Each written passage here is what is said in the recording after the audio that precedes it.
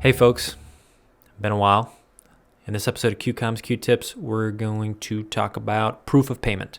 Stay tuned. Remember to like, subscribe, comment, click the notification bell. We're going to go through this real quick. I got a few to go through today since it's been so long. As you can see, we have redesigned a studio here. I hope you enjoy. If you're geeking out on equipment, kind of like we are, we'll include some links in the description below. All right, real quick on repack reimbursement Q-tip. Piece of advice is to take photos of your check or ACH that you're sending to the vendors for payment. Now, part of your closeout is going to be to provide a reconciliation statement to the FCC, signing off on what you have received, what you're going to be paying out, or what you have paid out to the vendors. And part of that closeout and that financial reconciliation is going to be the statement, which is usually in the form of a spreadsheet, an Excel spreadsheet that just has it filled out as, yes, this vendor has been paid X amount. In order to take the extra step, again, we're always thinking audit proof or audit protection. In order for you to be prepared for any future audit or potential for future audit, we would advise you to take a photo of the actual check that you're sending to the vendor, or a photo or a copy of your ACH transfer confirmation. Now, that document is going to serve as a second form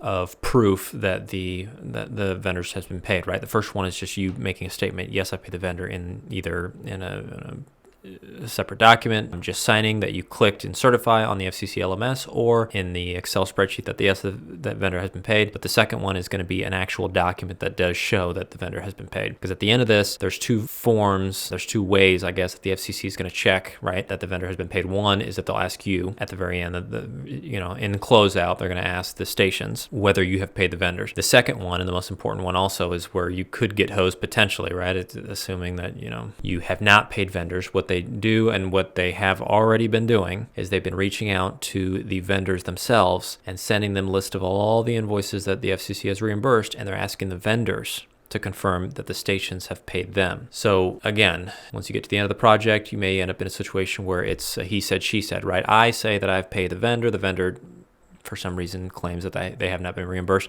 That's where that extra proof, either a photograph of the check or ACH transfer confirmation document, is going to come into play. Stay tuned for any other repack related tips. Don't forget to like, subscribe, do all that fun clicky button stuff on YouTube that all the millennials are into these days. Golly, it's crazy. Catch you next time. Till then, be safe, be reimbursed.